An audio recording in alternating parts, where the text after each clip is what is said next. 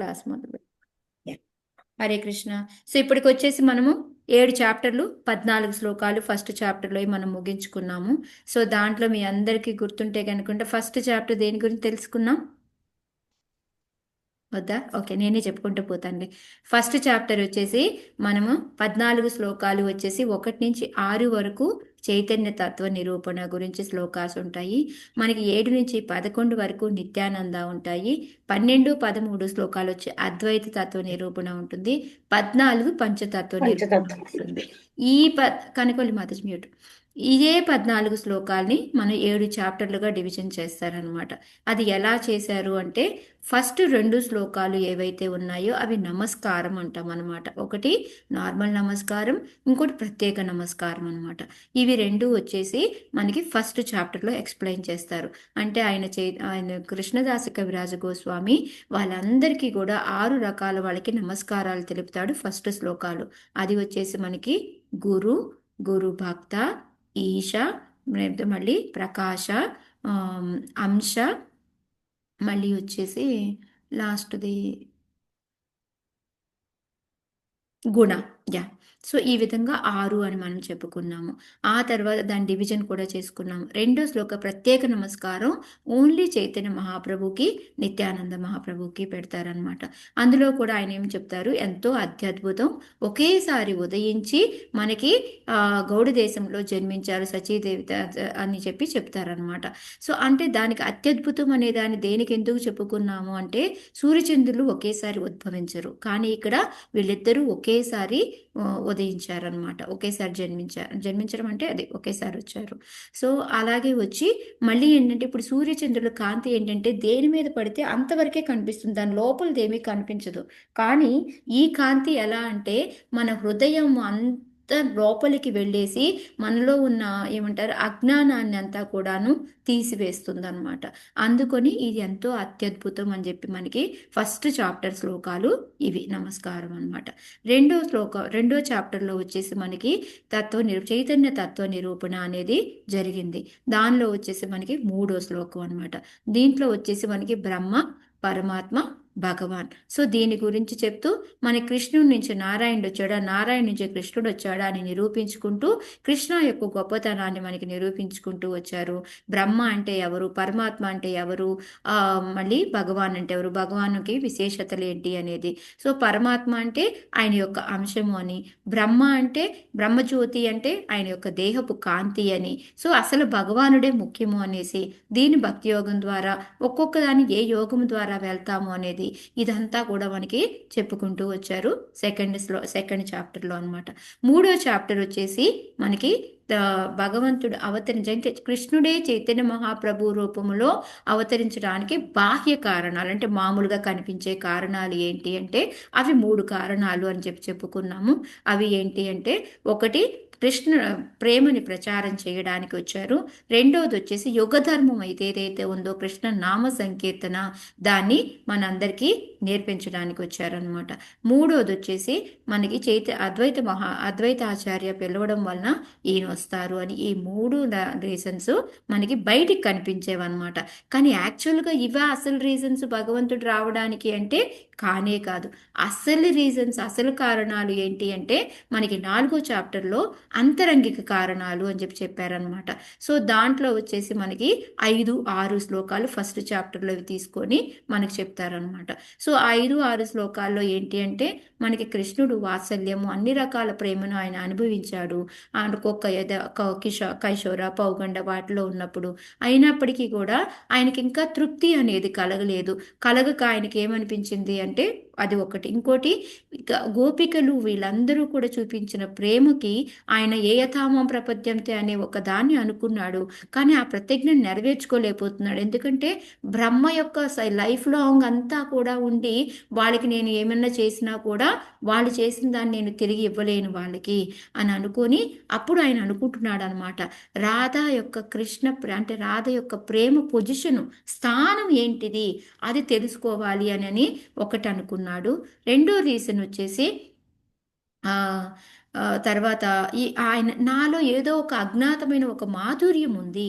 ఆ మాధుర్యాన్ని చూసి ఇంత ఇదిగా అయిపోతున్నారు గోపికలు కానీ, రాధారాణి కానీ, అది ఏంటో తెలుసుకోవాలి అనేసి రెండవది.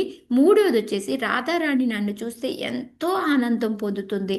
ఆ ఆనందాన్ని నేను కూడా చవి చూడాలి అని అనుకున్నాడు. సో ఈ విధంగా ఆ 3 రకాలైన అంతర్గత కారణాల వలన మనకి చైతన్య మహాప్రభు, కృష్ణుడే చైతన్య మహాప్రభు రూపంలో ఒక భక్తుడి రూపంలో రాధారాణి యొక్క రంగుని, ఆమె యొక్క భావాన్ని తీసుకొని ఆయన జన్మిస్తాడు అనేది మనం తెలుసుకున్నాం అనమాట. అయితే ఏది ముఖ్యమైన కారణం అంటే ఈ అంతరంగిక కారణాలే ముఖ్యమైన కారణము. కాకపోతే ఏంటంటే వాటిని అనుభవించడానికి ఆయన భక్తుడి రూపంలో వద్దాము అని అనుకుంటూ ఉంటే కోయిన్సిడెంట్గా ఇవి 3 కూడా కలిసాయి అనమాట. యుగ ధర్మాన్ని ప్రచారం చేయడానికి అద్వైత ఆచార్య పిల్లడం అనేది కూడా జరిగింది అని చెప్పి మనం చెప్పుకున్నాం అనమాట. 5వ చాప్టర్లో వచ్చేసి మనకి నిత్యానంద తత్వ నిరూపణ. అది వచ్చి మనకి 7, 8, 9, 10 శ్లోకాలు, 11 ఈ 5 శ్లోకాలని కలిపి మనకి చెప్పారనమాట. నిత్యానంద ఎవరు అంటే బలరాముడి యొక్క విస్తారమే అని చెప్పేసి నథింగ్ బట్ చెప్పి మనకి ఇంకా ఒక్కొక్కటి వచ్చేసి మనకి ఆ పైన ఉన్న ఆధ్యాత్మిక ప్రపంచం అంతా కూడా పరవ్యోమము అని అనుకుంటే ఆ పరవ్యోమాన్ని మనం 3 రకాలుగా విభజించుకుంటాము. ఒకటి కృష్ణలోక, ఆ కృష్ణలోకాన్ని కూడా మళ్ళీ 3 రకాలుగా విభజిస్తాము అనేసి దాంట్లో వచ్చేసి మనకి గోలోక, నెక్స్ట్ ద్వారక, మథుర కింద డివిజన్ చేస్తారు అని చెప్పారు. ఆ తర్వాత వచ్చేసి మనకి కింద వచ్చేసి మనకి వైకుంఠ లోకాలు ఉంటాయని, ఆ వైకుంఠ లోకాల కింద బ్రహ్మజ్యోతి ఉంటుంది, జ్యోతిర్మయ అని బ్రహ్మజ్యోతి ఉంటుంది అనేసి, వాటి కింద మనకి ఈ భౌతిక ప్రపంచం అనేది ఉంటుంది. ఈ భౌతిక ప్రపంచం తయారు చేయడానికి ఫస్ట్ కృష్ణలోంచి బలరాముడి నుంచి మనకి ఒక ఫస్ట్ చతుర్యోగం అంటాం కదా, అది వస్తుంది. దానిలో నుంచి మళ్ళీ మనకి విష్ణు వస్తాడనమాట. విష్ణువు వచ్చిన తర్వాత నారాయణ విష్ణు, మళ్ళీ ఆయన నుంచి మళ్ళీ ఇంకొక చతుర్యోగం వస్తుంది. దాంట్లో ఉన్న సంకర్షుడి నుంచి మనకి ఆయనే నథింగ్ బట్ మహావిష్ణు కింద, కారణోదయ సాయి విష్ణు కింద ఆయన ద్వారానే మనకి లోకాలన్నీ వస్తాయి అనేసి, ఆ లోకాలన్నీ వచ్చిన తర్వాత ఆ లోకాల్లో నుంచి మళ్ళీ మనకి వాటన్నిటికీ మనకి ఏమంటే ప్రాణం ఇవ్వడానికి మళ్ళీ గర్భోదక సాయి విష్ణుయే, కారణోదక సాయి విష్ణు మళ్ళీ ట్రాన్స్ఫర్ అయిపోయి ఎన్నో గర్భోదక సాయి విష్ణు లాగా మారి ప్రతి ఒక్క అండంలోకి, విశ్వంలోకి ఆయన వెళ్తాడు అనేసి, ఆయన మళ్ళీ హాఫ్ వరకు నీళ్ళని నింపేసుకొని దాని మీద ఆయన ఆసనం తయారు చేసుకొని అనంత శేషతోటి ఆయన పడుకుంటాడు. పడుకున్న తర్వాత ఆయన నాభి నుంచి మనకి కమలం వస్తుంది అని, ఆ కమల తాడు ఏదైతే ఉంటుందో అదే 14 లోకాలు అని, పైన బ్రహ్మ ఉంటాడు అది బ్రహ్మలోకము అని, ఇది మొత్తం కూడా మనం చెప్పుకున్నాం అనమాట. అక్కడ మళ్ళీ తర్వాత ఈ జీవులందరినీ మనకి బ్రహ్మ సృష్టి చేయడం జరుగుతుంది. మళ్ళీ వాళ్ళందరికీ కూడా ప్రాణం ఇవ్వడం కోసం మనకి క్షీరోదక సాయి విష్ణు అందరి రూపంకే పరమాత్మ రూపంలో అందరి జీవుల్లోకి వెళ్తాడు అనేసి. సో ఇలా ఎవరి కాళ్ళే చాలా విశిష్టమైన పని చేస్తూ ఉన్నప్పుడు వీళ్ళందరికన్నా కూడా పైన ఉన్న నిత్యానంద ప్రభు యొక్క గొప్పతనం ఉందా లేదా అనేసి మనకి అది. దీన్ని మెయిన్గా మనము భగవంతుడి యొక్క ప్రకాశ కన్నా విలాస రూపము అని కూడా మనము చెప్పుకుంటాము అని మనం ఇదంతా మనం నిత్యానంద నిరూపణలో తెలుసుకున్నాం అనమాట. ఆ తర్వాత చాప్టర్ వచ్చేసి మనకి 5 అయిపోయింది. 6వది వచ్చేసి అద్వైత ఆచార్య యొక్క నిరూపణ అనమాట. అది నిన్న మనం చూసాము. అద్వైత ఆచార్య నిరూపణలో ఏంటి, అద్వైత ఆచార్య ఎవరు అంటే ఎవరి శిష్యుడు ఈశ్వరపురి అనమాట. ఈశ్వరపురి ఎవరు, మాధవేంద్రపురి అనమాట. యాక్చువల్గా చైతన్య మహాప్రభు గురువు గారు ఈశ్వరపురి గురువు గారు మాధవేంద్రపురి అనమాట. మాధవేంద్రపురి శిష్యుడు ఎవరు అంటే మనకి అద్వైతాచార్య అనమాట. సో ఈశ్వరపురి అద్వైతాచార్య గురుబాయిలు అనమాట, తమ్ముళ్ళు అనమాట. సో అందువల్ల గురుబంధం ఉంది కాబట్టి ఆయన అద్వైతాచార్యని కూడా ఎప్పుడూ కూడాను ఒక గురువు గారి లాగే చూస్తూ ఉంటారు. అది ఆయనకి నచ్చదనమాట.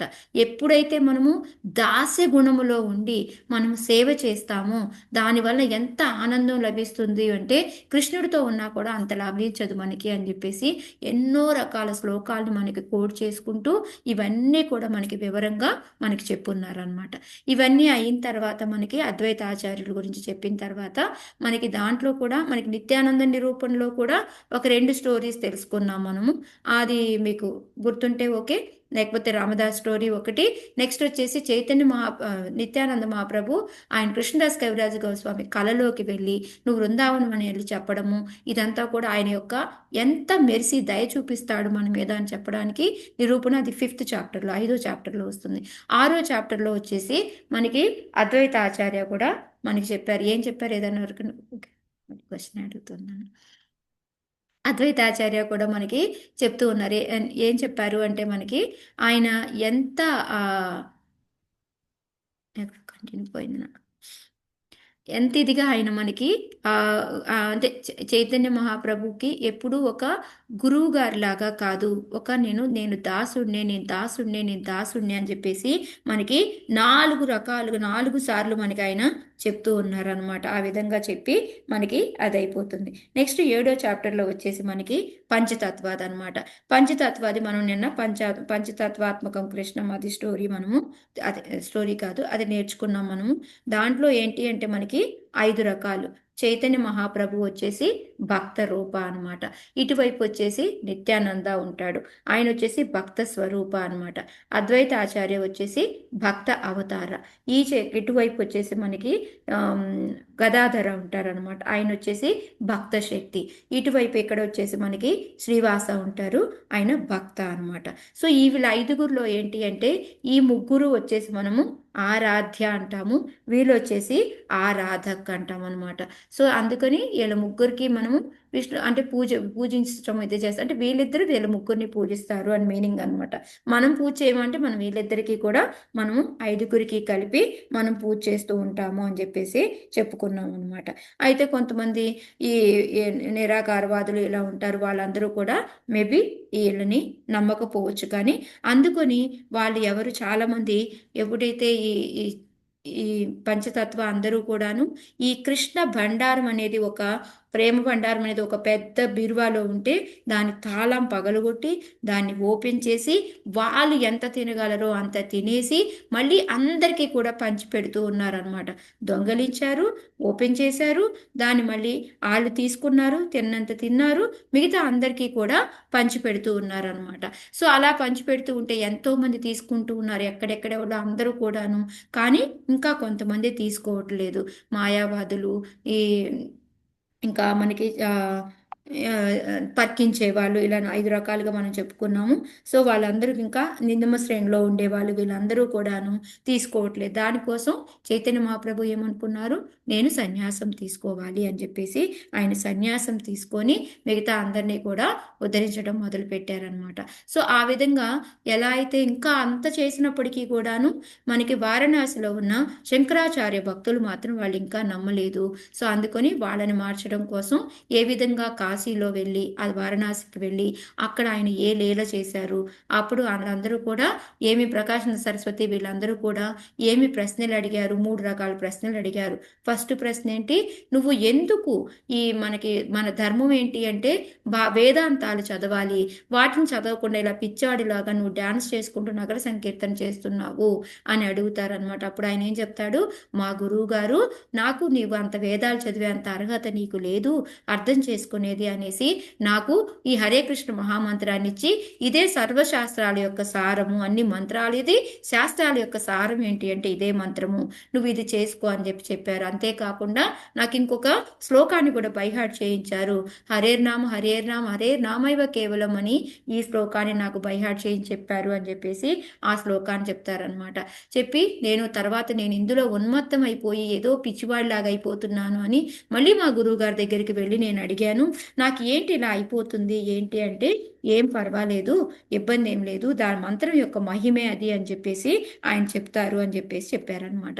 ఆ తర్వాత మళ్ళీ వాళ్ళు 2వ ప్రశ్న అడుగుతారు, ఓకే అంతా బాగానే ఉంది, మాకు నచ్చింది ఇది, మేము కూడా హరే కృష్ణ మహామంత్రం చేస్తాము అని చెప్పి, కాకపోతే వేదాంతాల్లో ఏం తప్పు ఉంది ఏంటో అది కూడా నువ్వు మాకు చెప్పు, దాన్ని ఎందుకు నువ్వు అంగీకరించట్లేదు అని అంటే అప్పుడు ఆయన మళ్ళీ చెప్పారనమాట, ఇది భగవంతుడే స్వయంగా రాసింది, ఈ 4 రకాలైన అనర్థాలు అనేవి దాంట్లో ఉండవు అని చెప్పి, కాకపోతే ముఖ్య వృత్తి గౌణ వృత్తి అని 2 ఉంటుంది, ముఖ్యం దాన్ని వదిలేసేసి గౌణ దాన్ని పట్టుకున్నారు వీళ్ళు.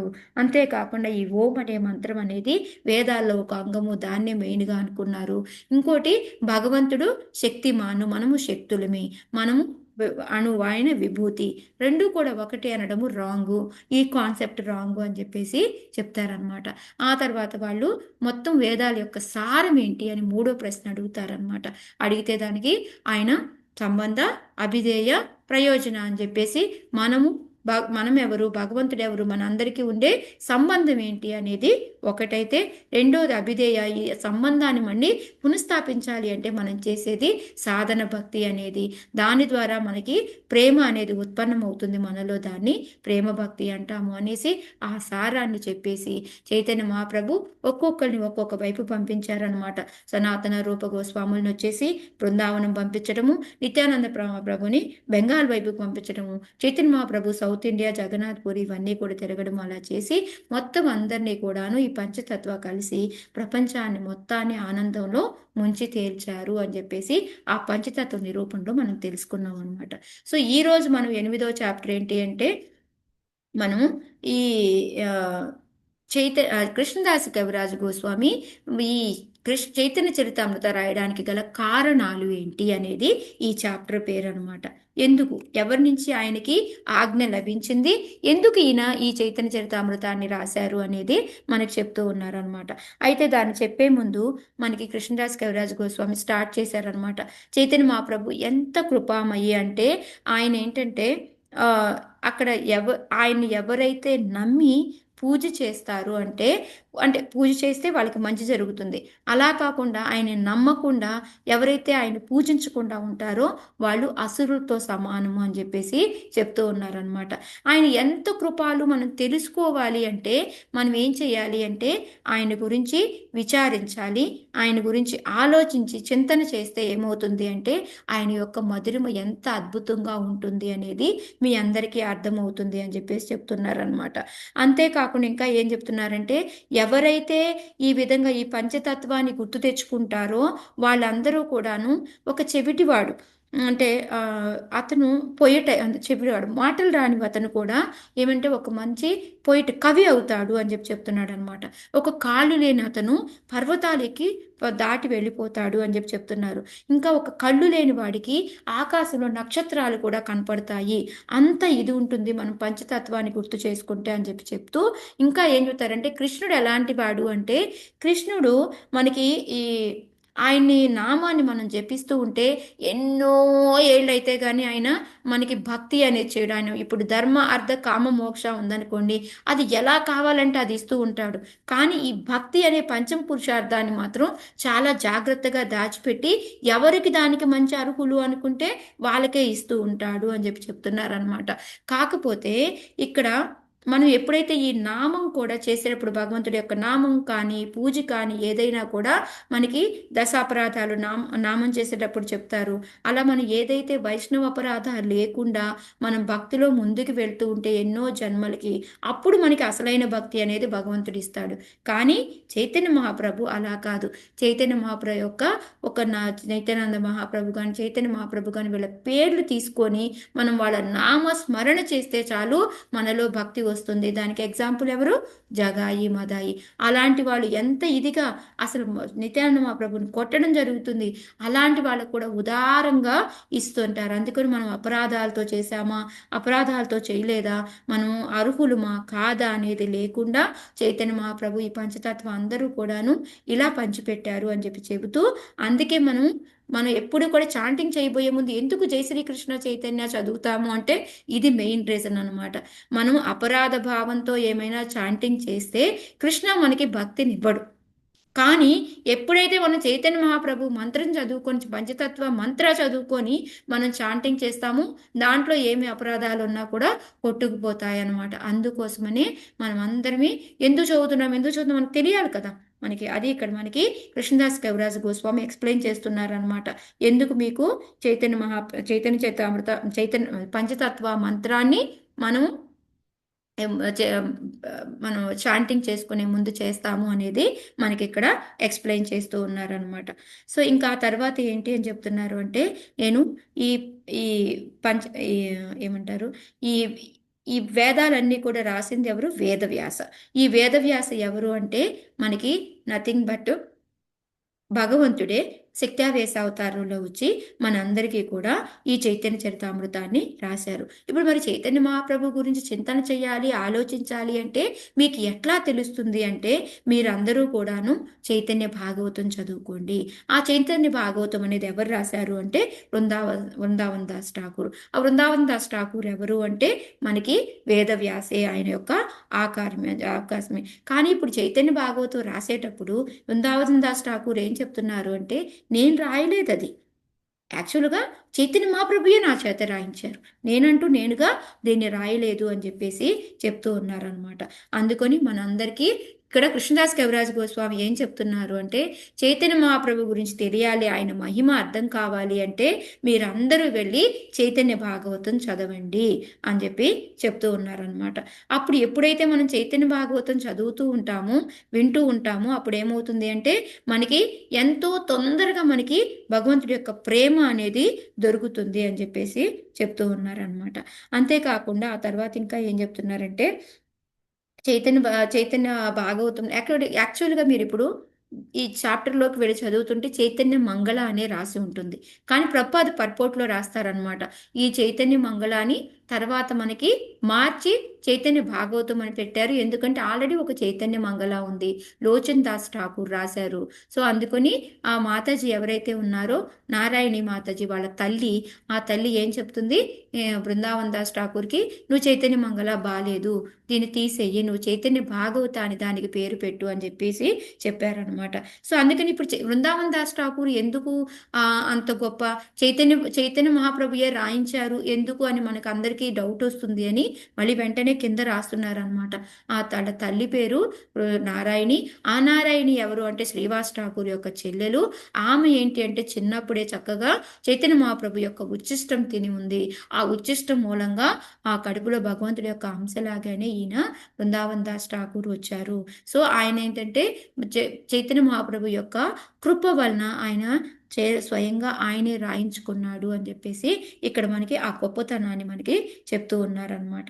సో అందుకని ఇంకొకటి ఏంటి చెప్తున్నారు కృష్ణదాస్ కవిరాజ్ గోస్వామి అంటే ఎవరైతే కృష్ణుణ్ణి మనకి పూర్ణ పురుషోత్తముడు అని నమ్మరో వాళ్ళు ఏంటంటే అసురులతో సమానము అని చెప్తున్నారు. ఎగ్జాంపుల్ జరాసంధ, వీళ్ళందరూ సేమ్ అలాగే చైతన్య మహాప్రభు కూడా పూర్ణ పురుషోత్తముడు అనేసి ఆయన ఎవరైతే నమ్మరో వాళ్ళు అసురులతో సమానము అని చెప్పేసి మనం అందరినీ నమ్మాలి ఆయన్ని. ఆయన నేమ్ తీసుకొని మనం ముందుకెళ్తేనే భక్తి అనేది మనకు దొరుకుతుంది అని కూడా చెప్తూ ఉన్నారనమాట. సో మనకి వీటిలో ఆర్గ్యుమెంట్స్ చేయకూడదు.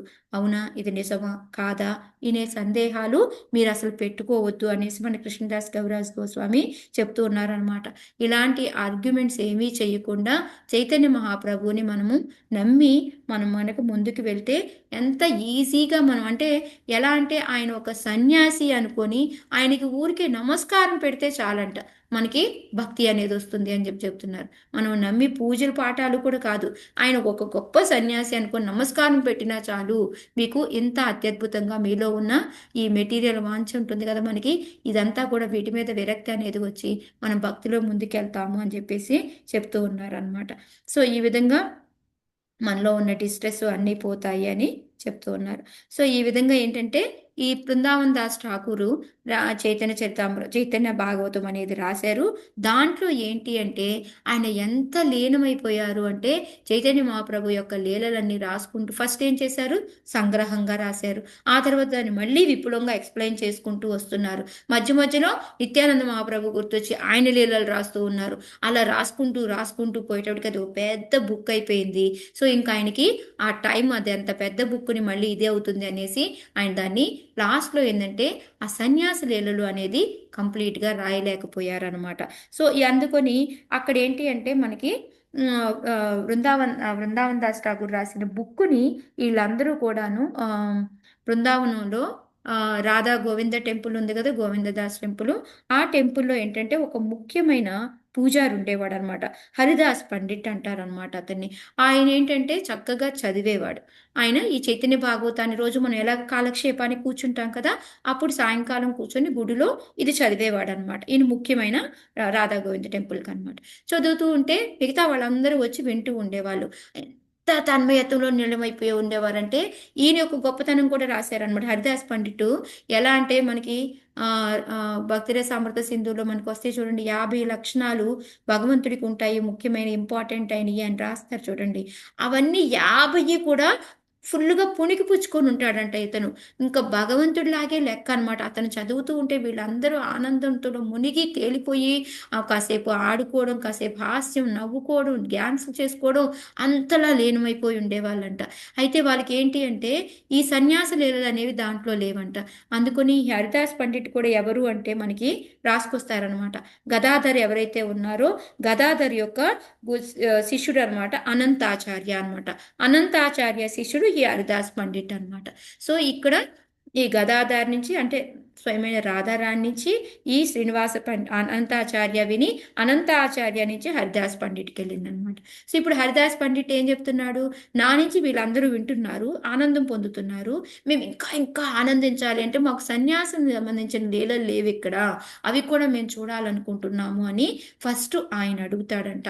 మాకు కొంచెం అది కూడా నువ్వు రాయొచ్చు కదా, ఎందుకు కృష్ణదాస్ కవిరాజ గోస్వామి నువ్వు రాయవు అని ఫస్ట్ ఆజ్ఞ ఎక్కడి నుంచి వచ్చింది ఆయనకి, ఎవరి దగ్గర నుంచి వచ్చింది, హరిదాస పండిట్ నుంచి వచ్చింది అనమాట. హరిదాస పండిట్ ఎవరు అంటే గదాధారి యొక్క శ్రీనివాసాచార్య అనే ఒక శిష్యుడు ఉంటాడు, ఆ శిష్యుడు యొక్క శిష్యుడు అనమాట. ఈయన ఎలాగా అంటే 50 లక్షణాలు ఏవైతే ఉన్నాయో అవన్నీ కూడాను 100% పుణికిపుచ్చుకొని ఉంటాడు. ఆయన చదివింది అలా లీనం అయిపోయి వీళ్ళందరూ కూడా వినేవాళ్ళు అనమాట. సో ఇప్పుడు అక్కడ ఫస్ట్ ఆయనకు ఆర్డర్ ఎక్కడి నుంచి వచ్చింది, ఇది ఎప్పుడైతే ఆయన ఆర్డర్ వేశాడో ఓ గురువు యొక్క ఆదేశం అంటే ఒక వైష్ణవులు గొప్ప గొప్ప వాళ్ళు నాకు ఈ ఆజ్ఞ ఇచ్చారు, వాళ్ళ యొక్క ఆజ్ఞను నేను వినాలి అనేసి ఆయన అనుకున్నాడు అనమాట. సేమ్ దాంట్లోనే పర్పోట్ల ప్రభుపాదుల వారు రాస్తారనమాట. నాకెలా అయితే నా గురువు గారి నుంచి పుస్తకాలు అనువదించు అని రాసి వచ్చిందో ఆయన ప్రకారంగా నేను ఇప్పుడు ఈ చైతన్య చరితామృత దానికి అనువాదం నేను రాస్తున్నాను. అదే విధంగా ఈయన కూడా ఆ వైష్ణవుల యొక్క ఆజ్ఞను తీసుకొని రాశారు అని ప్రభుపాదుల వారు మనకి రాశారనమాట. సో వైష్ణవ ఆజ్ఞ అనేది దొరికింది ఫస్ట్ కారణం అదనమాట. సో రెండో కారణం ఏంటి అంటే అక్కడే ఏంటంటే ఇంకో రాధా గోవింద టెంపుల్లో ఇంకొక ఆయన గోవిందదాస్ పూజారి అని గోసాయిదాస్ పూజారి అని ఉండేవాడు అనమాట. సో ఆ గోసాయిదాస్ పూజారి ఏంటంటే ఆయన ఇప్పుడు ఎప్పుడైతే గోవిందాస్ పూజ టెంపుల్లో ఉన్నప్పటికీ కూడా వీళ్ళందరూ కూడా మదన్ మోహన్ టెంపుల్కి కూడా వెళ్ళేవాళ్ళు అనమాట. సో ఆ మదన్ మోహన్ టెంపుల్కి వెళ్ళి మనం చెప్పుకున్నాము, ఫస్ట్ రోజు చెప్పాను మీ అందరికీ, కృష్ణదాస్ గౌరాజ్ గోస్వామి ప్రేయర్ చేస్తూ ఉన్నారు, నన్ను ఇంతమంది ఆజ్ఞ ఇస్తున్నారు, నేనేం చెయ్యాలి, నేను చూస్తే 90 ఏళ్ల ముసలివాడిని, నాకు చెయ్యి వణుకుతుంది, నాకు కళ్ళు కనపట్టలేదు, నేను నడవలేను, నేను ఇంత పెద్ద చైతన్య చరితామృతాన్ని రాయగలుగుతానా అనేసి ఆయన్ని అడుగుతూ ఉంటే ఆ దండ అనేది కింద పడ్డము. వెంటనే ఈ గోసాయి దాస అనే అతను తీసుకొచ్చి ఆ దండని మనకి కృష్ణదాస్ కవిరాజ గోస్వామికి వేస్తారనమాట. ఆ టైంలో అక్కడ ఉన్న మొత్తం అందరూ వైష్ణవులు హరి బోల్ హరి హరి హరి అనేసి అందరూ చెప్తారనమాట. ఇప్పుడు మీకు భగవంతుడి నుంచి కూడా మీకు శాంక్షన్ అయిపోయింది, మీరు ఇంకా దీన్ని స్టార్ట్ చేయొచ్చు అనేసి ఒక వైష్ణవుల యొక్క ఆజ్ఞ, హరిదాస్ పండిత్ ఫస్ట్ది. నెక్స్ట్ వచ్చేసి ఈ మదన్ మోహన టెంపుల్ నుంచి ఆయనకి ఆ గార్లాండ్ దొరకడం అనేది ఈ రెండింటి మూలంగా చేస్తారనమాట. అయితే ఈ గోవిందదాస పూజారి గోసాయి దాస పూజారి ఒక్కలే కాకుండా ఇంకా చాలా మంది కూడా అడుగుతారనమాట. వాళ్ళ పేర్లు కూడా రాశారు మనకి, నేను జస్ట్ పేర్ల వరకు చెప్తాను, వాళ్ళ గురించి కొంచెం ఎక్స్ప్లెనేషన్ కూడా ఉంది, అది చాలా టైం పడుతుంది కాబట్టి నేను అది చెప్పను. కాశీశ్వర గోసాయి, గోవింద గోసాయి, యాదవ గోసాయి, భూగర్భ గోసాయి, చైతన్య దాస, శివానంద చక్రవర్తి, ముకుందానంద చక్రవర్తి, వీళ్ళందరూ కూడాను ఆయన రిక్వెస్ట్ చేస్తారనమాట, మాకు చైతన్య చరితామృత అంత్యలీలలు ఏవైతే ఉన్నాయో భగవంతుడివి సన్యాసం తర్వాత మేము వినాలనుకుంటున్నాము, ప్లీజ్ రాయి అని చెప్పేసి వీళ్ళందరి పేర్లు చెప్పి, వీళ్ళందరి వలన ఇంకొకటి వచ్చేసి మదన్ మోహన్ యొక్క శాంక్షన్ వలన నేను ఈ చైతన్య చరితామృత రాస్తున్నాను, అలా అని నేను రాస్తున్నాను అనుకుంటున్నారేమో, నేను అసలు ఒక ఫూల్ని, నేను రాయలేను, నా చేత మదన్ మోహన్ పట్టి రాయిస్తున్నాడు, ఆయన చెప్పింది చిలక ఏదైతే ఇప్పుడు మనకి కట్టుపుత్తులు అంటారు కదా, తోలుబొమ్మలు ఆడించే ఆయన ఎటు ఆడిస్తే అటు ఆడతారు కదా, అదే విధంగా ఆయన చెప్పిన దాన్ని నేను జస్ట్ చిలక పలుకులాగా నేను మళ్ళీ తిరిగి రాస్తున్నాను అని చెప్పేసి చెప్తూ ఉన్నారనమాట. సో అయితే ఇక్కడ మనకి మెయిన్గా మనకి ఏం చెప్తూ ఉన్నారంటే మన అందరివి కూడాను చైతన్య చరితామృత మీద నమ్మకంతో మనం ముందుకు వెళ్ళి చదివితే మనం భక్తి అనేది మనకు వస్తుంది అని చెప్పేసి చెప్తూ ఉన్నారు. మనం ఎంత చదువుతూ ఉన్నా చైతన్య మహాప్రభు మీద నమ్మకం రాలేదు అంటే అది ఎలాంటిది అంటే మనకి కప్ప అరుపు లాంటిది. ఎందుకంటారు అంటే కప్ప అరిస్తే ఏం చెప్తుంది? దాని నాశనాన్ని కోరుకుంటుంది. అలాగే ఇది అలాంటిది అని చెప్పేసి చెప్తూ ఉన్నారు అనమాట. Okay.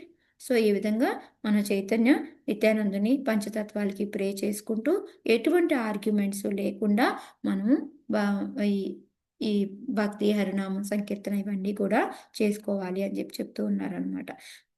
Okay. Hare Krishna.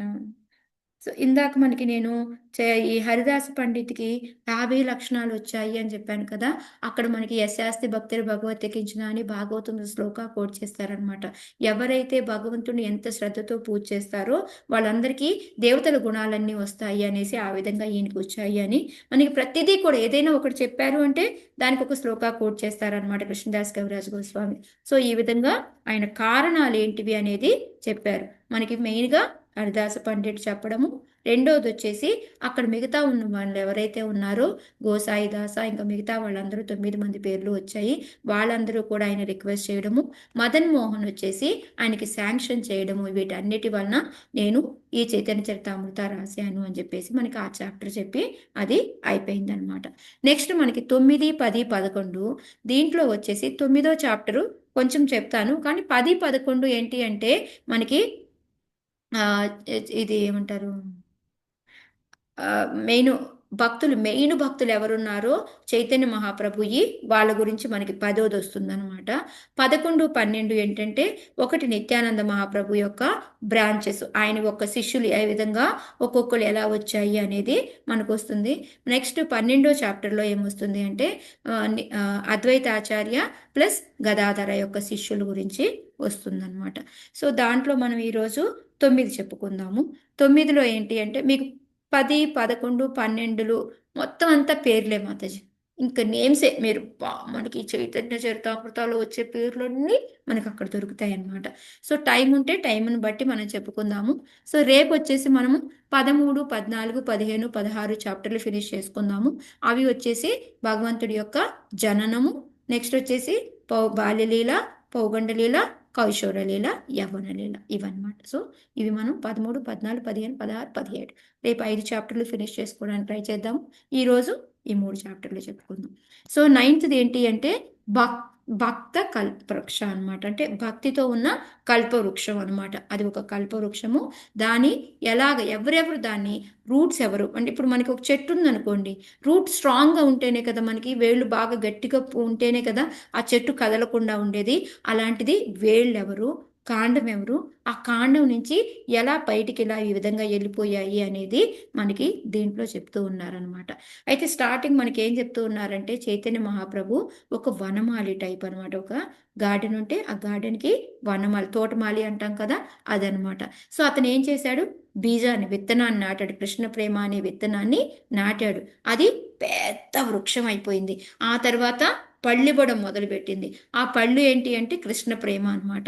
So అతను ఏం చేశాడు?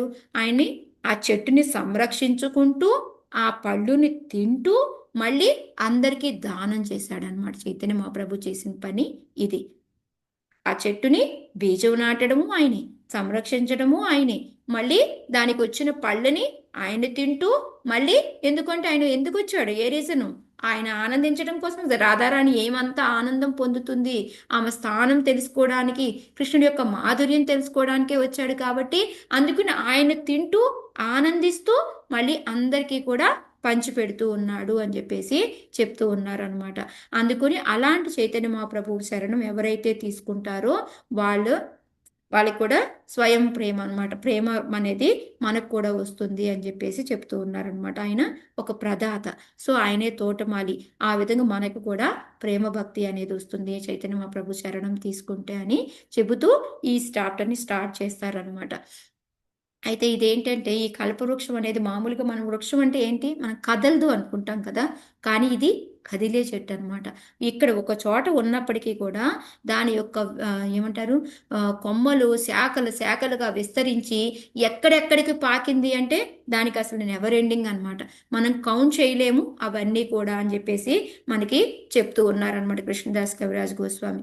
ఇంకోటి చైతన్య మహాప్రభు అనుకున్నారంట, నాకు పేరేం పెట్టారు, విశ్వంభర అని పెట్టారు. విశ్వంభర అంటే ఏంటి మీనింగు, మనకి ఈ విశ్వాన్ని అంతా కూడాను మెయింటైన్ చేసేవాడు అని చెప్పేసి. సో నేనేం చేస్తున్నాను, ఈ విశ్వాన్ని మొయ్యాలి చెయ్యాలి అంటే నేను ఒక వనమాలిగా అయ్యి ఈ కృష్ణ ప్రేమని అందరికీ పంచితే బాగుంటుంది అని అనుకొని ఆయన ఏం చేశాడు, ఆయన యొక్క కోరిక ఏదైతే ఉందో స్వయంగా ఆయన కోరికే అది నీళ్ళు అనమాట. ఆ నీళ్లు పోయడం అనేది మొదలు పెట్టాడు. విత్తనం ఏంటి అంటే కృష్ణ ప్రేమ అనమాట. సీడ్ వచ్చేసి మనకి కృష్ణ ప్రేమ. ఆ కృష్ణ ప్రేమ అనే దాన్ని నాటి ఆయన యొక్క కోరికతోటే ఆయన నీళ్లు అనేది పోయడం మొదలు పెట్టాడు అనమాట. సో ఆ వనాన్ని అంతటి కూడా జగమంతా ఆయన తోట అని అనుకుంటే దానికి విత్తనమేమో కృష్ణ ప్రేమ, నీళ్ళేమో ఆయన కోరిక. నెక్స్ట్ వచ్చేసి మరి ఆ తోటనంతా కూడా సంరక్షించేది ఎవరు అంటే డైరెక్ట్గా చైతన్య మహాప్రభుయే అనమాట. సో అది నవద్వీపం. ఫస్ట్ స్టార్ట్ చేసింది ఎక్కడ, నవద్వీపం అనమాట. సో ఆయనే గార్డెను, వనమాలి, ఆయనే ప్లేస్ ఏంటిది అంటే మనకి నవద్వీపం స్టార్టింగ్ అనమాట. నెక్స్ట్ వచ్చేసి మెయిన్ రూటు. ఇప్పుడు దానికి ఒక మనం చెట్టు పెట్టినంటనే దానికి రూట్ వస్తుంది కదా, వేళ్ళు వస్తాయి కదా. దాంట్లో ఫస్ట్ వచ్చిన రూట్ ఏంటి అంటే మనకి పరమానందపూరి అనమాట. ఓకే, సో ఫస్ట్ రూట్ అనమాట. అది మెయిన్గా మాకు అది క్వశ్చన్ కూడా అడుగుతారు అనమాట, మనకి మెయిన్ రూట్ ఎవరు అనేసి. సో అదనమాట. అలాగా రూట్స్ కూడా మనం ఎప్పుడైనా చూసాము అంటే ఇలా చాలా వస్తాయి. ఒక రూట్ నుంచి మళ్ళీ ఇలా ఇలా ఇలా రూట్లు విడిపోతూ ఉంటాయి కదా. అలాగా 9 రూట్స్ ఉంటాయి అనమాట. మధ్యలో స్ట్రాంగ్ రూట్ పరమానందపూరి అయితే ఇంకా మిగతా 8 మంది ఉన్నారు. ఆ పేర్లు కూడా చెప్పారు, నేను చెప్తాను మీకు అవన్నీ తర్వాత. సో నెక్స్ట్ ఏంటంటే ఫస్ట్ మనకి అంకురం వస్తుంది కదా, ఇత్తనం పెట్టిన వెంటనే ఇట్లా ఒక ఇత్తనం పెట్టిన వెంటనే ఒక అంకురం లాగా మనకి రెండుగా విడిపోయి ఇట్లా వస్తే చూసారా ఆ ఈ బీజంలో నుంచి. సో అది ఫస్ట్ ఎవరు అంటే ఈశ్వరపురి అని చెప్తున్నారు అనమాట. So sorry, Madhavendra Puri. ఫస్ట్ అంకురం మాధవేంద్రపురి. మాధవేంద్రపురి దగ్గర నుంచి ఇంకొంచెం పెరిగి పెద్దదైన తర్వాత ఈశ్వరపురి వస్తారనమాట. ఈశ్వరపురి కొంచెం పెద్దదైన తర్వాత చైతన్య మహాప్రభు వచ్చారనమాట. సో ఇప్పుడు మీరు కనుక బొమ్మ తీసుకుంటే మీకు ట్రై చేస్తాను, మరి ఎంత కనిపిస్తుందో మీకు. పెన్సిల్తో డ్రా చేశాను, కనిపిస్తుందా మీకు ట్రీ ట్రీ బొమ్మ? క్లియర్గా లేదు కదా. యా, నేను మళ్ళీ గీసి నేను చూపిస్తాను. నేను అది ఎట్లా అంటే కింద రూట్స్ అనేవి మనకి 9 ఉంటాయి అనమాట, సబ్ బ్రాంచెస్ లాగా. సో దాని నుంచి మనకి అక్కడ మధ్యలో ఒక డాట్ పెట్టుకుంటాం, main branch main root where అనమాట, అది పరమానందపురి. ఓకే, ఆ తర్వాత మిగతావన్నీ 8 పేర్లు వస్తాయి. సో వాళ్ళు 9 మంది గుర్తుంది కదా, అంతవరకు పెట్టుకోండి చాలు. పరమానందపురి మెయిన్ పేరు, నెక్స్ట్ మిగతా 8 మంది ఉన్నారు, అది గుర్తుపెట్టుకోండి. సో ఇప్పుడు వాళ్ళకి చైతన్య మహాప్రభు ఇత్తను నాటిన తర్వాత ఫస్ట్ మొలకొస్తుంది కదా, అది మాధవేంద్రపురి. మాధవేంద్ర తర్వాత రెండోది ఇంకొంచెం పెద్దదైన తర్వాత అది ఈశ్వరపురి. ఇంకొంచెం పెద్దదైన తర్వాత మనకి చైతన్య మహాప్రభు. ఇది అలా పెరిగి పెరిగి పెద్ద కాండం అయిపోయింది. మనం మొదలు అంటాం కదా, ఆ మొదలు అనేది వీళ్ళ ముగ్గురు అనమాట. సో ఎప్పుడైతే చైతన్య మహాప్రభు ఎడ్జికి మనకి లాస్ట్లో వచ్చారో, ఆయన వచ్చిన తర్వాత అది 2గా డివైడ్ అయింది చెట్టు. ఫస్ట్ వస్తుంది కదా, 2 స్ప్లిట్స్ వస్తాయి కదా చెట్లో నుంచి. ఒక కొంచెం పెద్ద అయిన తర్వాత ఇలాగా 2గా డివైడ్ అయిపోయింది. దాన్ని మళ్ళీ మనం కట్ చేస్తే తులసి మొక్కను అంటాం కదా, అది మళ్ళీ తుంచితే 4గా డివైడ్ అయిపోతుంది. తుంచితే ఇట్లా ఇట్లా పెరుగుతూ ఉంటుంది అనుకుంటాం కదా. ఆ విధంగానే ఆ ఫస్ట్ 2 అనమాట. 2 ఏంటి అంటే ఒకవైపు నిత్యానంద మహాప్రభు, ఒకవైపు అద్వైతాచార్య. అందుకే కదా మనం మెయిన్గా అంగాలు ఎవరు అంటే ఈ 2 అని చెప్తాం కంటాం కదా. సో ఈ 2 అనమాట. సో ఈ రెండిట్లో నుంచి ఏంటంటే ఇటు నుంచి చాలా సబ్ బ్రాంచెస్, ఇటు నుంచి సబ్ బ్రాంచెస్ మొదలైతూ అది అలా అలా అలా అలా శాఖోపశాఖలుగా వెళ్ళి దాన్ని మనం కౌంట్ చేయడం అనేది అసంభవం అని చెప్పేసి చెప్తూ ఉన్నారనమాట. ఓకే, సో ఇంతవరకు ఆ ట్రీ ఎలా ఉందని ఒక ఐడియా వచ్చిందా మీకు? Okay, yeah. సో దాని తర్వాత ఏంటంటే ఇప్పుడు నేను కింద మెయిన్ వేళ్ళు 9 మంది అని చెప్పాను. దాంట్లో మెయిన్ వాళ్ళు పరమానందపూరి అని చెప్పాను. ఆ తర్వాత ఎవరు అంటే కేశవ భారతి, బ్రహ్మానంద భారతి, శ్రీ విష్ణుపురి. ఇవి కూడా నాకేమి రావు మాతసి, నేను రాసుకొనే చదువుతున్నాను. ఓకే, నేను గొప్ప అనుకోకండి. శ్రీ విష్ణుపురి, కేశవపూరి, కృష్ణానందపూరి, శ్రీ నృసింహ తీర్థ, సుఖానందపూరి, బ్రహ్మానందపూరి, వీళ్ళనమాట. పరమానంద కాకుండా మిగతా 8 మంది ఎవరు అంటే వీళ్ళనమాట. ఓకే, కేశవ భారతి, బ్రహ్మానంద భారతి, శ్రీ విష్ణుపురి, కేశవపురి, కృష్ణానందపురి, శ్రీ నరసింహతీర్థ, సుఖానందపురి, అది వీళ్ళందరూ అనమాట. సో ఈ విధంగా వాళ్ళు మిగతా 8 మంది, ఈ పరమానందపురితో కలిపి 9 మంది అనమాట.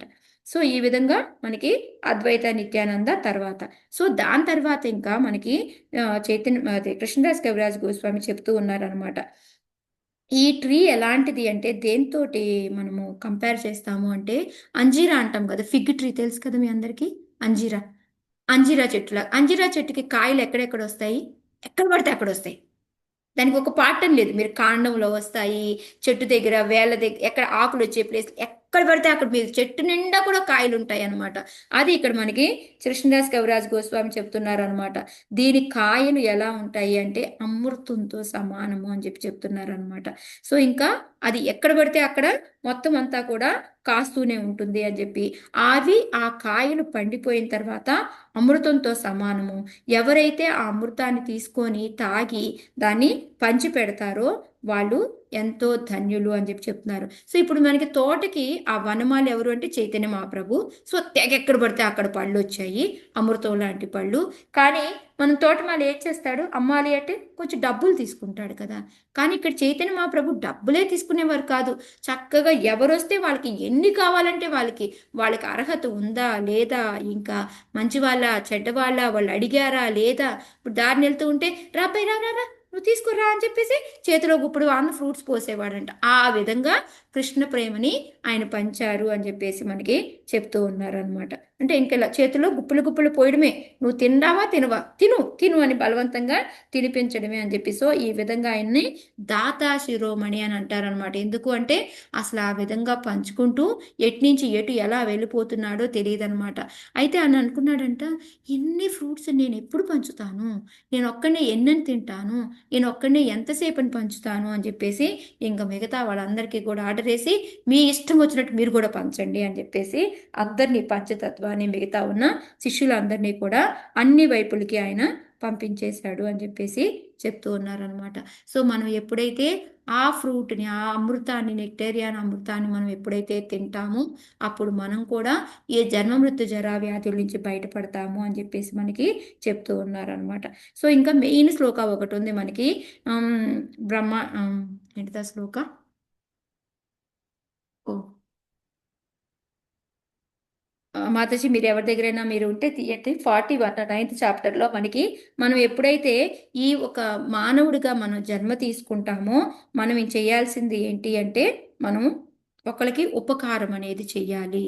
ఓకే, బ్రహ్మాండ భ్రమితే కోన భాగ్యవాన్ జీవ ఆ, జన్మ సార్థక కర గురు ఉపకార. ఆ, యా, ఇది శ్లోక మాతాజీ. అనమాట. స్లో అయితే ఆ ఉపకారం ఏంటి అంటే ఇప్పుడు నువ్వు తిన్నావా దీన్ని, నువ్వు అక్కడే ఆగిపోకూడదు. ఏం చేయాలి? దీన్ని పంచాలి నువ్వు పక్కవాడికి. సో అదనమాట.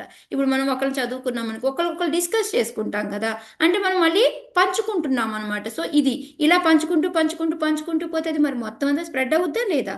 సో అది అనమాట ఇక్కడ మనకి చైతన్య మహాప్రభు చెప్తున్న ఆర్డర్ ఏంటి అంటే మీరు తినండి, ఎంత కావాలంటే అంత తినండి, తినేసి పంచడం మొదలు పెట్టండి అని చెప్పేసి చెప్తూ ఉన్నారనమాట. సో ఈ అమృతాన్ని తినేసి ప్రపంచం అంతా ఎలా అయిపోయిందంటే వాళ్ళు నవ్వడం, డ్యాన్సులు చేయడం, మట్టిలో పొర్లాడడం, ఎలా అంటే అలాగా అందరూ కూడా ఒక ఉన్మత్తంలోకి వెళ్ళిపోయినట్టుగా వెళ్ళిపోయారనమాట. సో అయితే మనకి ప్రపాదుల వారు ఒక పర్పట్లో రాస్తారనమాట. ఇప్పుడు అనేకమైన బ్రాంచ్లు వచ్చాయి కదా, నిత్యానంద నుంచి, అద్వైత నుంచి, ఇలా ఇలా ఇలా ఇలా వెళ్తూ ఉంది కదా. అందులో ఒక బ్రాంచ్ మనది కూడా ఇస్కాను. సో మన ఇస్కాన్ కూడా ఏం చేస్తుంది, మళ్ళీ స్ప్రెడ్ అవుతుంది అన్ని చోట్లకి అని చెప్పేసి మనకి ప్రపాదుల వారు రాస్తారనమాట. సో ఈ ఈ కల్పవృక్షంలో మన ఇస్కాన్ కూడా ఉంది, దానిలో మనం జోడించి ఉన్నాం కాబట్టి మనం ఎంత అదృష్టవంతులమో మనం అర్థం చేసుకోండి. సో ఇది హరే కృష్ణ 9వ చాప్టర్లో మనం కల్పవృక్ష అనేది ఏంటి, దానికి బేస్ ఎవరు, స్ట్రాంగ్గా ఎవరు చేశారు, ఆ తర్వాత నుంచి ఎలా ఎలా పైకి వెళ్ళింది, ఇదంతా కూడా మనము తెలుసుకున్నాం అనమాట. సో ఇప్పుడు నెక్స్ట్ చాప్టర్లో ఏంటి అంటే చైతన్య మహాప్రభు యొక్క ఇంపార్టెంట్ వాళ్ళు, అంటే ఇప్పుడు మొత్తం అందరినీ అంటే మనం చెప్పలేము. ఓకే, ఆయనకి ఎన్నో శిష్యులు ఉన్నారనమాట. వాళ్ళని కౌంట్ చేసి చెప్పాలి అంటే మన వల్ల కాదు. అందులో ఒకళ్ళు ఎక్కువ ఒకళ్ళు తక్కువ అని కూడా చెప్పలేము. అందరూ ఒకే రకం అనమాట. ఓ వీళ్ళు మెయిన్, వీళ్ళు తక్కువ, ఇట్లా అని కూడా వాళ్ళు గొప్ప వీళ్ళు తక్కువ అని అనుకోవడానికే లేదు అని చెప్పేసి. అయితే మనకి ఈ చాప్టర్ని ఇప్పుడు నేను కావాలి అంటే ఒకే ఒక్క నిమిషంలో కూడా చెప్పగలను మీకు. ఓకే, ఎట్లా అంటే మనకి 8 నుంచి 123 శ్లోకాల వరకు కూడాను 90 బ్రాంచులు ఉంటాయన్నమాట. 90 బ్రాంచులు చెప్తారనమాట. అంటే ఆ బ్రాంచ్కి ఫస్ట్ అతను ఎవరు అనేది మనకి చెప్తారు. మళ్ళీ ఆయన నుంచి మళ్ళీ ఇంకో బ్రాంచ్ వెళ్తుంది, అది వేరు. అలా కాకుండా చైతన్య మహాప్రభువు నుంచే 90 బ్రాంచులు వెళ్తాయన్నమాట. ఆ 90 బ్రాంచులు ఎవరు అంటే ఓన్లీ బెంగాల్ బెంగాల్ డివోటీస్ అన్నమాట. మనకి ఎక్కడైతే నవదీప ధామంలో ఆ బెంగాల్ ఉన్న ఉన్న వాళ్ళందరూ డివోటీస్ అందరూ కూడా ఆయన యొక్క శిష్యులు. వాళ్ళు 90 శాఖలుగా ఉన్నారు అని చెప్పేసి చెప్తున్నారు. అవి మనకి 8 నుంచి 123 శ్లోకాల వరకు కూడా ప్రతి ఒక్కళ్ళ పేరు కూడా వస్తుందన్నమాట. అవన్నీ కూడా నేను రాసుకొని ఉన్నాను, మీకు కావాలంటే చెప్తాను, బట్ ఓపిక ఉంటే వినండి. మళ్ళీ దాని గురించి వాళ్ళ గురించి ఎక్స్ప్లెనేషన్ కూడా ఉంటుంది, ఒక్కొక్క లైన్ ఉంటుందన్నమాట, వాళ్ళు ఏంటి ఎవరు అనేది కూడా. బట్ ఇదంతా చెప్పుకుంటూ పోతే మనకి ఈ 2 రోజులు కూడా సరిపోదు. సో మీకు ఏంటంటే ఒక క్లారిటీ కోసం ఆ చాప్టర్లో మనకి 158 శ్లోకాలు పైన ఉంటాయి మాతాజీ. సో వాటిని ఎలా డివిజన్ అంటే 8 నుంచి 123 శ్లోకాల వరకు కూడా చైతన్య మహాప్రభు యొక్క 90 మంది అంటే శిష్యులు. ఆ శిష్యులు అంటే శాఖలు అనమాట. ఆ శాఖల్లో మెయిన్గా వాళ్ళందరూ ఎవరు అంటే బెంగాలీకి సంబంధించిన భక్తులు అనేది తెలుసుకోండి. ఆ తర్వాత 124 నుంచి 151 శ్లోకం వరకు కూడా 37 బ్రాంచెస్ అనమాట. అంటే 37 శిష్యులు అనమాట. వాళ్ళెవరు అంటే ఓన్లీ జగన్నాథ్ పూరిలో ఉండే శిష్యులు అనమాట వీళ్ళు. ఎప్పుడైతే సన్యాసం తీసుకున్నాక వెళ్తాడు కదా, అప్పుడు అయ్యే వాళ్ళందరూ అనమాట. దాంట్లో మచ్చుకి ఎవరైనా ఎగ్జాంపుల్ ఎవరు చెప్పగలరు? మీకు ఇమీడియట్గా గుర్తొచ్చే ఎగ్జాంపుల్ ఎవరైనా?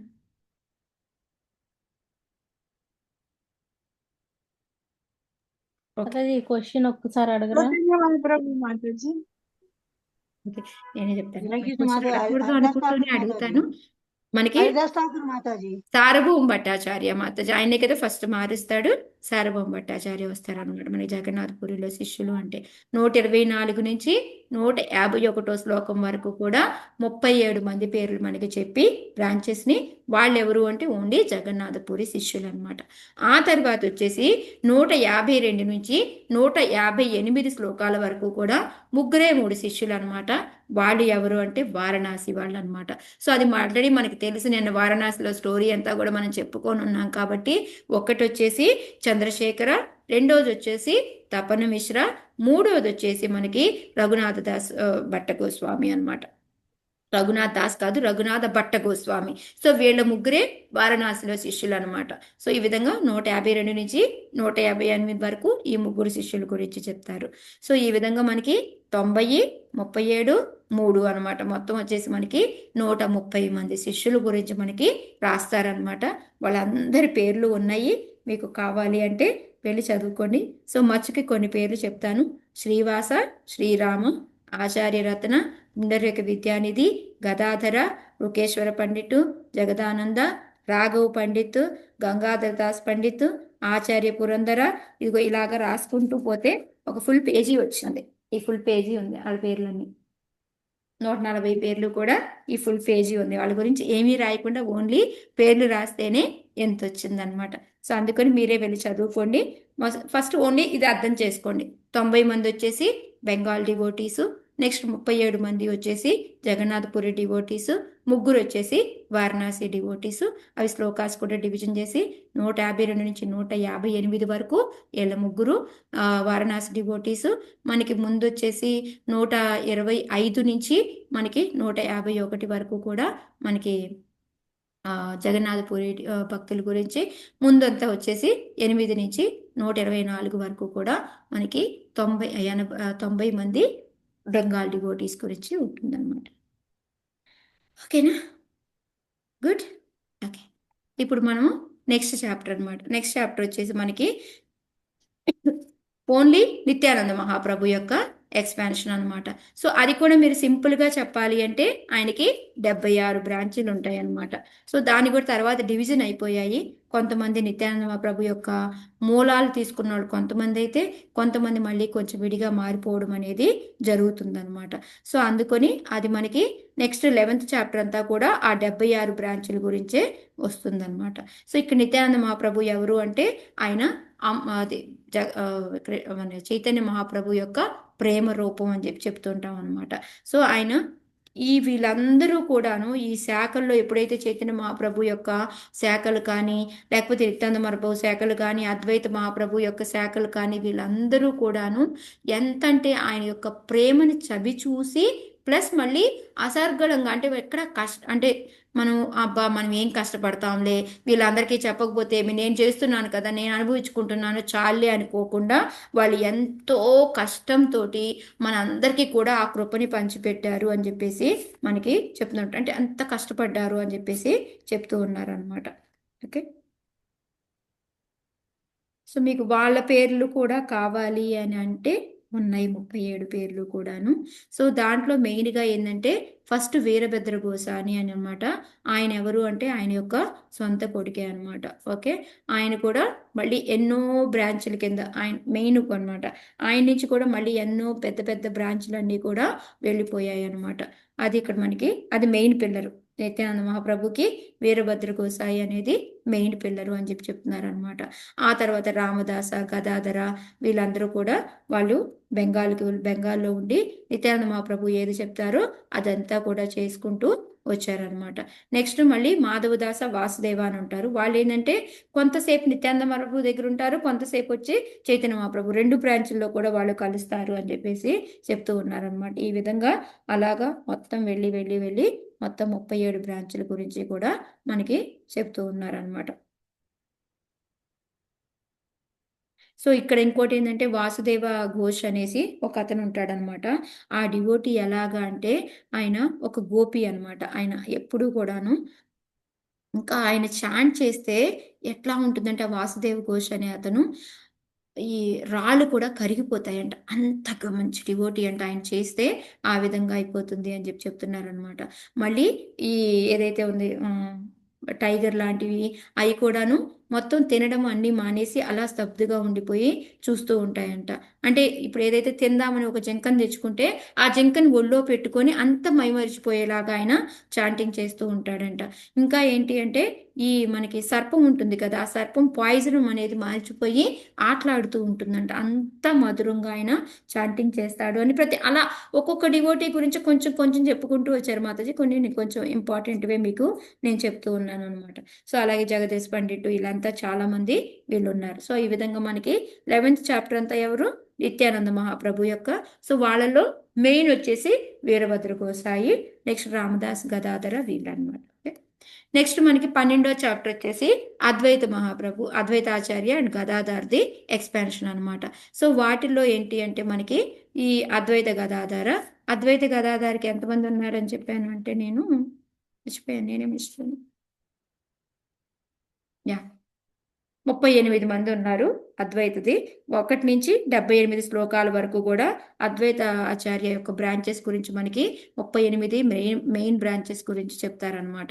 నెక్స్ట్ 79-96 శ్లోకాల వరకు కూడా మనకి గదాధార బ్రాంచెస్ అయ్యొచ్చేసి 33 కూడా చెప్తారనమాట. ఇంకా చాలా ఉన్నారు. మెయిన్ వాటిని మనకిక్కడ పేర్లనేవి ఇచ్చారనమాట. అయితే అద్వైత గదాధార దాంట్లో గదాధార ఇది 12వ చాప్టర్‌లో ఏంటి అంటే మనకి మెయిన్‌గా ఒక దీని గురించి చెప్తారనమాట. ఆయన యొక్క కొడుకులే అద్వైతాచార్య యొక్క కొడుకులే వాళ్ళు పెద్ద డివోటీస్ అవుతారనమాట అద్వైతాచార్యకి.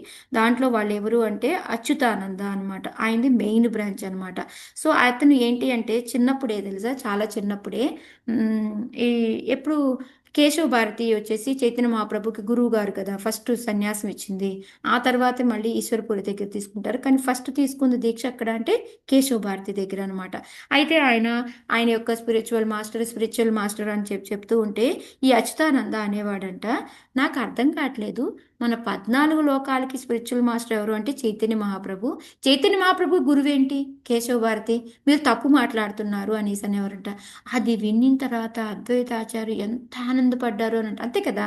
లెక్కేసుకుంటే ఆయన ఏదో మనందరికీ నిరూపించడం కోసం సన్యాసం తీసుకున్నారు. కానీ ఆయనకి అవసరమా? లేదు కదా! అందుకని కేశవ భారతి ఆయన స్పిరిచువల్ మాస్టర్ ఎలా అవుతారు? మనందరికీ స్పిరిచువల్ మాస్టర్ 14 లోకాలకి ఎవరు అంటే మనకి చైతన్య మహాప్రభు కదా అని చెప్పేసి చెప్పేవారంట. అంత ఇదిగా ఆయన అప్పుడు కూడా ఎంత ఆయనకి ఏజీ 5 సంవత్సరాలంట అచ్యుతానందాకి. ఇంకా చాలా ఈయన గురించి ఉంటుంది. ముందు ముందు వాటిలో వస్తుంది కాబట్టి నేను ఇప్పుడే చెప్పట్లేదు మీకు. సో, ఈ విధంగా అచ్యుతానంద అనేది ఫస్టు మెయిన్ అనమాట అద్వైత ఆచార్యకనమాట.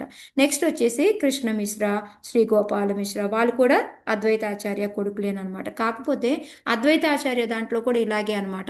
కొంతమంది ఏందంటే ఆయన మూలాలను పట్టుకొని కొంతమంది ఉన్నారు. ఇంకా కొంతమంది యూజ్‌లెస్ అంటే ఎప్పుడైతే చైతన్య మహాప్రభు ఆయన వెళ్ళిపోయిన తర్వాత అంతర్ధానం అయిపోయిన తర్వాత ఈ చైతన్య మహాప్రభు ఈ వాల్యూస్‌ని ఎవరిని కూడా పట్టుకోకుండా వాళ్ళు వేరే వర్గం లాగా అయిపోయి అలా అలా కలిసిపోయారు. వాళ్ళంతా యూజ్‌లెస్. వాళ్ళ గురించి మాట్లాడుకోక్కర్లేదు. ఎంత చదివి ఎంత స్కాలర్స్ అయినప్పటికీ కూడా భగవంతుని గురించి ఆయన మీద నమ్మకం గనక లేకపోతే అది ఆళ్ళ జన్మ ఎంత భక్తి చేసుకున్నా అది యూజ్‌లెస్ అని చెప్తూ మనకి ఒక శ్లోకాన్ని కూడా కోట్ చేసి మనకి ఇక్కడ కృష్ణదాస్ కవిరాజ్ గోస్వామి చెప్తారనమాట. మీరు మళ్ళీ వెళ్లి చదువుకున్నప్పుడు చూడండి ఇవన్నీ కూడాను. సో, ఇంకా ఏంటి అంటే ఈ గోపాల ఈ శ్రీ గోపాల్‌ది స్టోరీ ఏంటి అంటే ఈయన కూడా అద్వైత ఆచార్య కొడుకే అనమాట. సో, ఇతని స్టోరీ ఏంటంటే మనందరికీ పూరిలో గుండిచా టెంపుల్ క్లీన్ చేస్తారు కదా! క్లీన్ చేసినప్పుడు ఇతను కూడా ఉన్నాడనమాట. సో, అందరితో పాటు ఈయన డాన్స్ చేయడము, నవ్వడము, కింద పొర్లాడడము ఇవన్నీ చేస్తూ కీర్తన చేసుకుంటూ గుండిచా టెంపుల్ క్లీనింగ్ చేస్తా ఉన్నారనమాట. చేస్తూ చేస్తూ మధ్యలో ఏంటంటే ఈ శ్రీ గోపాల పడిపోతాడనమాట. పడిపోతే వెంటనే అద్వైతాచార్య వస్తారు. ఒడిలోకి తీసుకుంటారు. నరసింహ కవచం చదువుతారు. ఎన్నో రకాల మంత్రాలు చదువుతాడు. ఎన్ని చదివినా కూడా ఆ పిల్లోడు లేవడనమాట. ఇంకా అందరూ బాధపడిపోతూ ఉంటారు. అయ్యయ్యో! ఇదేంటి ఇలాంటి టైంలో ఇట్లా జరిగిపోయింది అనేసి బాధపడుతూ ఉంటే, అప్పుడు మనకి ఈ చైతన్య మహాప్రభు వస్తారంట. వచ్చేసి ఇలాగ గుండె మీద చెయ్యి పెట్టేసి శ్రీగోపాల లే డాన్స్ చెయ్యి అంటారట. అంతే. టక్కన లేచిపోయి మళ్ళీ డాన్స్ మొదలెడతాడంట. సో, ఆ విధంగా ఆయన గోపాల మిశ్ర శ్రీ గోపాలకి ఒక స్టోరీ ఈ విధంగా ఉందనమాట. సో, ఇమ్మీడియేట్‌గా ఆయన లేవడం, డాన్స్ చేయడము మొదలు పెడతాడు అని చెప్పేసి చెప్తూ ఉన్నారనమాట. ఇంకా అలాగే ఆయనకి శ్రీ బలరామ, స్వరూప, జగదీశ వీళ్ళు 6 కొడుకులు అనమాట అద్వైతాచార్యకి. ఫస్ట్ ముగ్గురు వీళ్ళు, తర్వాత వచ్చేసి బలరామ, స్వరూప, జగదీశ వీళ్ళు కూడా ఈ అద్వైతాచార్య కొడుకులు. వీళ్ళు 6 కూడా మెయిన్ బ్రాంచ్‌లే అనమాట. అలా కాకుండా ఇంకా అసలు మెయిన్ మనకు చెప్తారు కదా! ఇప్పుడు మనకి ఎలా అయితే జయపతాయ స్వామి గురు మహారాజ్‌కి మనకి మహావరాహ ప్రభు ఎలాగో అలా విధంగా ఒక మంచి దగ్గరగా అనమాట. కోర్‌గా మనకి కమలాకాంత విశ్వాస అనేసి ఒక డివోటీ ఉండేవారంట. సో, ఆయన గురించి కూడా కొంచెం చెప్తారనమాట. అది చెప్పి ఈ రోజుకి మనం ఆపుకుందాం దీన్ని. సో, ఆయనేంటంటే ఈ కమలాకాంత విశ్వాస ఏంటంటే ప్రతాప్ రుద్రకి కింగ్ కంట ఒక లెటర్ రాశాడంట. రాసి అద్వైతాచార్య ఎవరు అనుకుంటున్నావు? భగవంతుడి యొక్క స్వయం రూపము. ఈయనకి రూ. 300 అప్పు ఉంది. ఆ అప్పును తీర్చాలి అంటే మాకు కొంత డబ్బు పంపించు అనేసి ఒక లెటర్ రాస్తాడంట. ఆ లెటరు అలా అలా అలాగా మన చైతన్య మహాప్రభు చేతిలోకి ఆ లెటర్ వస్తుందనమాట.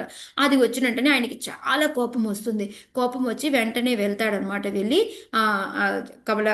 ఆయన దగ్గరికి వెళ్ళేసి నువ్వు ఆయన బాగా తిడతాడట. నువ్వు ఏం పని చేస్తున్నావు?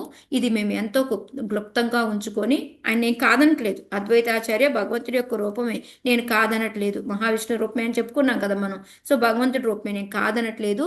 కానీ నువ్వు దీన్ని బయటికి ఎలా చెప్తావు నువ్వు? దీన్ని మేము ఎంతో అంటే గుప్తంగా ఉంచుకొని మేము ఈ భగవంతుడి యొక్క ప్రచారం చేసుకుంటూ ఉంటే నువ్వు దాంట్లో వచ్చేసి మాకు ఆటంకం కలిగిస్తావా నువ్వు? ఇది ఎంత పెద్ద తప్పు అని చెప్పేసి ఆయన బాగా తిడతాడంట. తిట్టి ఇంకోటి రీజన్ కూడా చెప్తాడంట. ఎప్పుడైతే నువ్వు ఒక ధనాన్ని ఆ రాజులాంటి చేతిలోంచి తీసుకొని దాన్ని వాడడం మొదలు పెట్టావు అంటే దాని వలన మనలో ఉన్న మంచి గుణాలన్నీ కూడా పోతాయి. మనం చేసిందంతా కూడా నశించిపోతుంది. సో, నువ్వు ఆ విధంగా అద్వైతాచార్య నాశనం చేయాలనుకున్నావు అని చెప్పేసి తిట్టేసి నువ్వు ఇంకా అసలు ఇక్కడ ఉండొద్దు పొమ్మంటాడంట. పొమ్మని ఇంకెప్పుడు ఇక్కడికి రావద్దు, మమ్మల్ని కలవద్దు, నువ్వు వెళ్ళిపో అని చెప్తాడంట. చెప్తే అప్పుడు ఆ కమలాకాంత్ విశ్వాస్ దగ్గరికి అద్వైతాచార్య వెళ్తారంట. వెళ్ళి అసలు నువ్వు ఎంత ధన్యుడివి, నువ్వు ఎంత మంచివాడివి, నీకు ఎంత మంచి భగవంతుడి యొక్క దయ దొరికింది అంటే నాకేం దొరికింది అంటే నీకేం తెలుసు, నన్ను ఎప్పుడు ఆయన ఒక మాస్టర్ లాగా చూస్తూ ఉంటాడు. అసలు ఎప్పుడైతే చూడండి మనము ఎవరి మీదైతే మనం ఎక్కువ ప్రేమ ఉంటుందో వాళ్ళనే తిడతాము, మంచిగా క్లోజ్గా మాట్లాడతాం. అవునా కాదా? ఇప్పుడు మనకి పరిచయం లేదనుకోండి, బాగా మనకి వాళ్ళకి అంత దగ్గర కాదనుకోండి, వాళ్ళకి మనం సర్ది చెప్తామా? నువ్వు ఇలా చేసావు ఇలా చేసావు అని మనం చెప్పము. కానీ ఇక్కడ నీకు ఆయన తన మనిషి అని అనుకున్నాడు కాబట్టే నీకు అంత ప్రేమను చూపించాడు. సో, ఇక్కడంటే అద్వైతాచార్య చెప్తున్నారు, కృష్ణదాస్ కవిరాజ్ గోస్వామి చెప్తున్నారనమాట. అద్వైతాచార్య కంటే ఎప్పుడు ఈయన ఇలా నన్ను ఎప్పుడూ కూడా దగ్గరికి తీసుకోవట్లేదు, ఒక తిట్టటం లేదు, ఏమీ చేయటం లేదు, ఎప్పుడు నన్ను ఒక రెస్పెక్ట్లో పెట్టి చూస్తున్నాడు అని చెప్పేసి ఆయన అంట కావాలి అని అనుకొని ఈయన ఏంటంటే మనకి నాకు మోక్షమే ఇంపార్టెంట్. ఇప్పుడు మనకేంటి పంచమ పురుషార్థం అంటే మనం భక్తి అని చెప్పుకుంటున్నాం కదా. సో ఈయన యాక్షన్ చేయడం మొదలు పెట్టాడంట, నాకు మోక్షం ఇంపార్టెంట్, నేను మోక్షం కోసం ఏమైనా చేస్తాను అనేసి ఏమంటారు ఇది ఆ, ఈ అష్టాంగ యోగము ఇవన్నీ చేయడం మొదలు పెట్టాడంట. అవన్నీ చూసి కోపం వచ్చేసి అద్వైతాచార్య దగ్గరికి వచ్చేసి తిట్టి, నీకేమైనా మైండ్ పోయిందా అది ఇది అని తిట్టాడంట. అప్పుడు అమ్మయ్యా నాకు ఎంత ఆనందం వచ్చిందో అనేసి చైతన్య మహాప్రభుని హగ్ చేసుకొని వెళ్ళిపోతాడంట. సో ఈ విధంగా ఏంటంటే నేను ఎంతో అరులు చేస్తున్నాను దానికోసము, నీకు అంత భాగ్యం దొరికింది నా డివోటివ్ అయి ఉండి, నీకు దొరికింది నాకే దొరకలేదు ఇంతవరకు సరిగ్గాను అని చెప్పేసి ఆయన నచ్చబుచ్చేసి చైతన్య మహాప్రభు దగ్గరికి వెళ్తాడంట. చైతన్య మహాప్రభు దగ్గరికి వెళ్ళేసి, నువ్వు ఏంటి నాకు రెండు రకాలుగా మోసం చేసిన వాడికి అంత మంచిగా నువ్వు ఇది చేస్తావా, నువ్వు అంత మంచిగా అతనికి అంటే తిట్టింది కూడా ఒక ఏమంటారు మనకి చెప్తారు కదా, గురువులు తిడితే అది మనకి ఒక ఆశీర్వాదం లాగా అనుకోవాలి కదా, నువ్వు అంత మంచిగా ఆశీర్వదిస్తావా అతన్ని అని అడిగితే అప్పుడు ఆయనకి అర్థమైపోయి చైతన్య మహాప్రభు చెప్తారనమాట, కృష్ణదాస్ కవిరాజు గోస్వామి వాళ్ళ యొక్క అంతర్లీలలు మనం అర్థం చేసుకుందామంటే మన అర్థం కావు, అది వాళ్ళకే అర్థమవుతుంది. ఈయన ఏ విధంగా అన్నారు ఆయనకి అర్థమైపోయింది. వెంటనే కమలాకాంత్ విశ్వాసను పిలిచేసి ఆయనకి నేను క్షమించాను, నువ్వు ఇంక మళ్ళీ డివోటీగా ఉండి ముందుకు వెళ్ళు అని చెప్పేసి ఆయనకి ఆశీర్వాదం ఇస్తాడంట. సో ఈ విధంగా ఈ యొక్క స్టోరీని కూడా మనకి చెప్తారనమాట. సో ఈ విధంగా అద్వైతాచార్య ఈ చైతన్య మహాప్రభు ఎంత క్లోజ్గా ఉండేవాళ్ళు.